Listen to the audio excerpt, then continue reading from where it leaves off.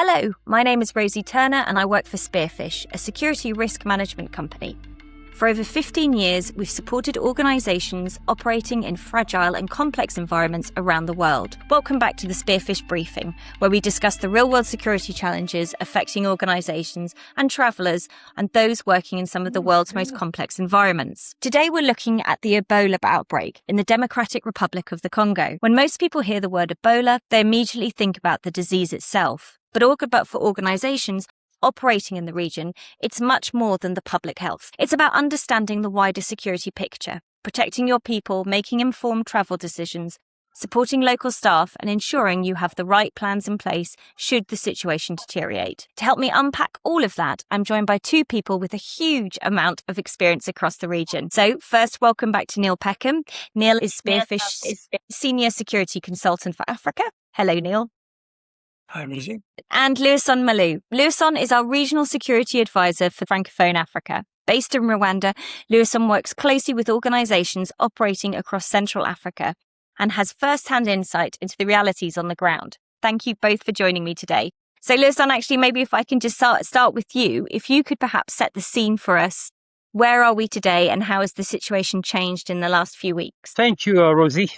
It's good to be with you and Neil. Let me just set the scene as clearly as I can from where I'm sitting here, Kigali, my region, as I'm covering Francophone Africa, next to Congo, next to the outbreak of the Ebola, as you put it. Right now, as of the latest figures released just a couple of days ago, data through 27 to 28 July, the DRC is dealing with 3,360 confirmed cases of Ebola and 1,047 deaths. Around 597 people have recovered and about 733 remain in isolation on treatment. This is the country's 70th Ebola outbreak, and it was officially declared on 15th of May. What makes it particularly serious is that it's the Bundi-Ubo strain that originates from Uganda, where it got that name, a less common variant for which there's still no licensed vaccine or specific treatment. It has also been the fastest growing Ebola outbreak on DR Congo. That's what I can say in terms of putting the scene as of today, Rosie. Thank you. Thanks, Lewis. Looking across the wider region, how significant is this outbreak compared to others we've seen in the past? The epicenter remained firmly in the Ituri province in the northeast.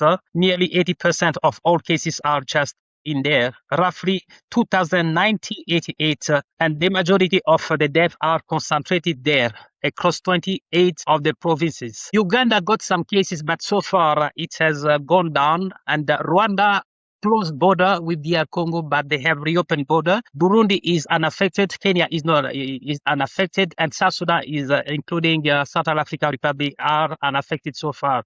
So a lot of concern in the region because of the movement, cross-border movement, but so far it's still under control in the Eastern African Community region as far as we are monitoring the outbreak. Thank you, Rosie. So Lewison's given his perspective of the overview and the wider region, but I just wanted to get your perspective on the situation, though it seems contained, just how this is different to other outbreaks we've seen. Okay, so what they've found is that the early symptoms of the disease are very, very similar to such common illnesses as malaria.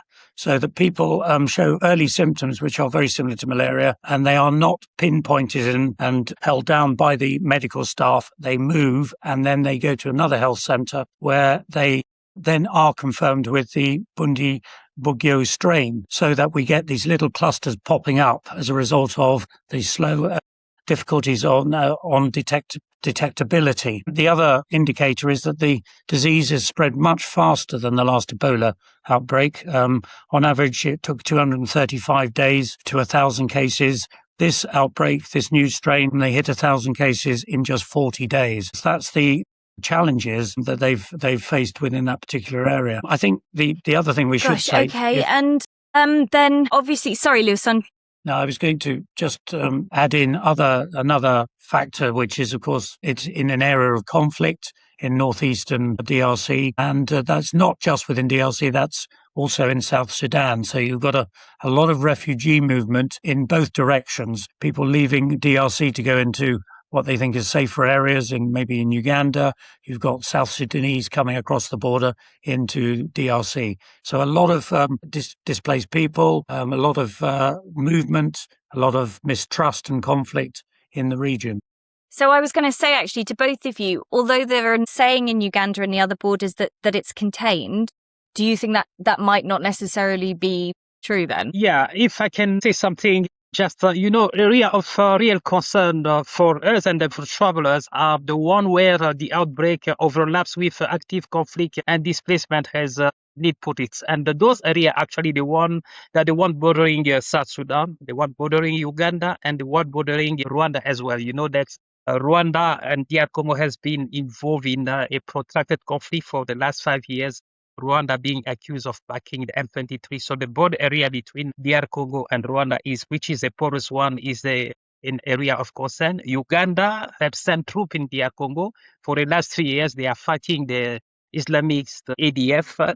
A lot of movement there. And you know that where the epicenter originates from those regions in the Ituri, namely Bunia, Mungwalu, Rwampara, Nyakunde, are where people are digging for golds, and the center for gold trades are for these smuggle trade is Kampala. So this is one of the issue of concern area where actually they are active conflict situation, and they are just overlapping with those countries which has a member of the Eastern African community. From a security point of view then, not just a health emergency, how are they going to approach that if that goes into those very dangerous areas where there's all that conflict? Is there a plan in place? Yeah, you know that as far as I'm here in the region, and as far as I know what the NGOs have been doing. Number one, it's about a biodefense security. It's a biodefense, which is quite something new. The way you approach something that is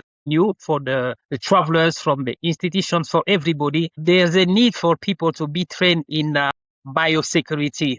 Ebola mitigation focus on containing high consequences, biological threats, protecting frontline responder, and preventing regional or global destabilization through strict surveillance, infection control, and coordinated risk management. And this, when it comes to travelers, that means unlike the mitigation that focus on risk related to accident, to general conflict, to general health issue, the one that are known like malaria, paludism in the region, issue related to staff wellness when they are traveling. But this time around, there's really importance of people knowing the importance of surveillance and border security, active contact tracing, know where actually the outbreak is moving, targeted screening, early detection protocol. So these are really very important. And for the travelers, as we are talking most of it about travelers, operational infection prevention and control, that means IPC, personal protective equipment is very, very important, enforcing safe use of full body PPE for the one who are deployed. High-level isolation, utilizing specialized treatment units and secure containment zone to manage infectious patients, and safe decontaminations. So those are but we all are still learning, as I put it, when it comes to these outbreaks that require a different approach from the common mitigation that we are familiar with. Thank you, Rosie. Thank you. What are the type of measures would you be giving them to do and to say? Well, I think we need to be quite clear that due to the transmission technique of this particular virus, the way it actually passes from person to person, most travel around Africa, if you're on business, etc., you'll be staying in hotels, etc. The risk is very low, I would say, in terms of actually coming into contact with the disease.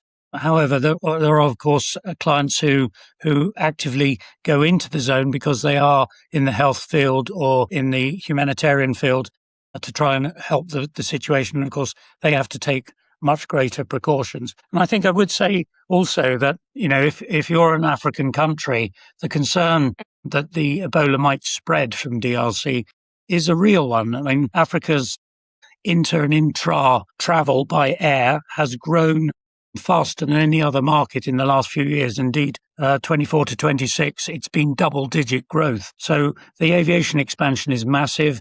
The number of people going into and out of Africa for business, for holidays, and traveling between countries in Africa for the same purposes has grown massively. So there are risks that the countries are actively monitoring, and a large number of countries, not just around the immediate borders of the outbreak, are actively monitoring people arriving into their countries at the airports, etc. I know Nigeria is, for instance, doing health checks on people traveling around Africa, especially if they're coming from Uganda or DRC. But everybody on flights has to complete checks. So there are active monitoring programs running. Somebody traveling into the zone of the immediate area, whether they're going to Burundi, Rwanda, into South Sudan or Uganda, they need to be cognizant of the fact that Ebola is nearby. It hasn't yet been found. In fact, Uganda has declared themselves Ebola-free again. So it hasn't broken out of the immediate provinces as such, but there is the risk of it moving because of the transitory nature of the zone, because of refugees and conflict, etc. So somebody traveling, take advice from their government foreign office, their State Department, see what there is, and take proper precautions to make sure that they've got insurance, they've got a medevac plan in place, and they are being looked after by their organisation against that small risk that there might be there. Lewis, and what's your view from Rwanda? Yeah. What I can say as part of a regional security manager for Spearfish in Rwanda and the region, I focus on in-country prevention tactics. It's about individual travelers' duty of care themselves, how they care for themselves, and how we can support them as part of our pre-departure travel briefing. We ask them to look at the World Health Organization and IATA outline critical behavior mitigations, and they are just a few rigorous hygiene, wash hands constantly using soap and water or alcohol-based sanitizer, avoid fluid contact, avoid touching anyone displaying symptom or item like bedding or clothing that may have touched and infected a person bodily fluid. A Wi-Fi boundary, avoid contact with live or dead wild animal, particularly bats and non-human primate, and do not consume bushmeat, mostly for African travelers. Funeral precaution, do not participate in traditional burial ritual or touch the body or someone deceased from a suspected febrile illness. And generally, when I'm briefing my travelers visiting this region, I say, please, there are so many habits in Africa, handshaking, people hugging. So please politely decline when you are approached, but make sure that you just roam around with sanitizer so that you don't offend people. Thank you, Rosie. Thanks, Lewis. That makes sense. And so from everything, Neil, you've said, and they do seem to be more organised in their approach with travellers coming in and they're out of the country. But is there still an element of misinformation that's being spread about Ebola and about how other countries are dealing with it? So do you think that's something that's still happening? Maybe, Neil, if I can come to you first. Internally within DRC, there is a huge amount of misinformation about it. It clashes with cultural practices, the need to sanitize the infected bodies and make sure that they are not touched by members of the family, etc., goes contrary to the traditions local to the people who live there. So there's a view that that those working in the health sector are actually, in conflict with the local population. And people also fear that if they go down with an illness, that they have got Ebola. So there's a stigma to it as well. Given that it's very hard to detect in its early stages, and it may just be malaria or etc., that allows people to travel thinking they just got a slight fever and then pop into a medical centre elsewhere and create another hotspot of the disease. So there are challenges with information about the disease, how one catches it, how it's transmitted, and to put people's minds at rest, we need to be clear that you actually have to get. It's a virus, so it has to transfer from the body fluids of an infected individual through the skin, through a cut or through the mucous membranes of a potential victim before the virus gets into the body. So it's quite difficult. If you touch somebody and you haven't got any abrasions on yourself, you're still safe because it can't transmit through healthy skin unless there is a cut or some way into the blood system. So it's quite difficult to transmit. However, it can survive for a number of hours on doorknobs and things, and it can survive in body fluids possibly for a number of days. So there is that risk if you are in an actual active area of Ebola management. Normal travellers, if they use, Lewis one says, if they carry out natural hygiene procedures, hand sanitisation, use soap on a regular basis, they should be safe from any contracting of the disease. Back to you, Rosie. Yeah, Thanks, Rosie, Neil. if I can. Yes. Rosie, if I can add on this about what you ask, misinformation, it's worth being shared that there was a rumor linking Ebola to a gold contamination or mercury poisoning in the Ituri province of the DRC, which is quite dangerous misinformation. And public health authority and fact-checking organization have thoroughly debunked this narrative. The root of the misinformation, which quite really spread very fast, came from some even so-called scientists. They saying that the current Ebola outbreak in eastern DRC is specifically concentrated around the gold mining hub of Mongwalu in Ituri, is caused by the rare Budidigo virus strain, not contaminated gold or heavy metal.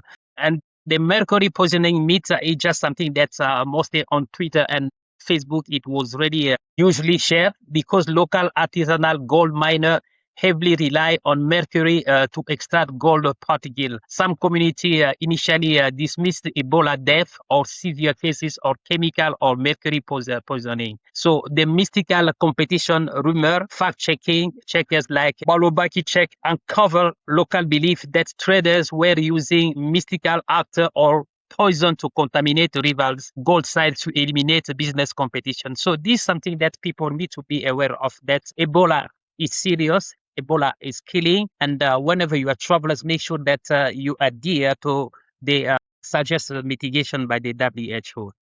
Lewison, that's really interesting. And then I guess just a final point from you both, looking sort of outwardly over the coming weeks, not just from the health point of view, but from a security point of view surrounding Ebola. Where do you think this is all heading towards? Yeah, we have learned from the Ebola. And in the past, in the West Africa, the epidemiological forecast for the upcoming week indicates a continued exponential rise in Ebola cases and fatality across eastern DR Congo, driven heavily by community mistrust and mining-related displacement, as the epidemic cements its status as the fastest-growing Ebola crisis in history. United Nations and public health trackers project the following critical trends for the next 7 days. Short-term caseload and transmission projection, exponential growth in Ituri, that's confirmed.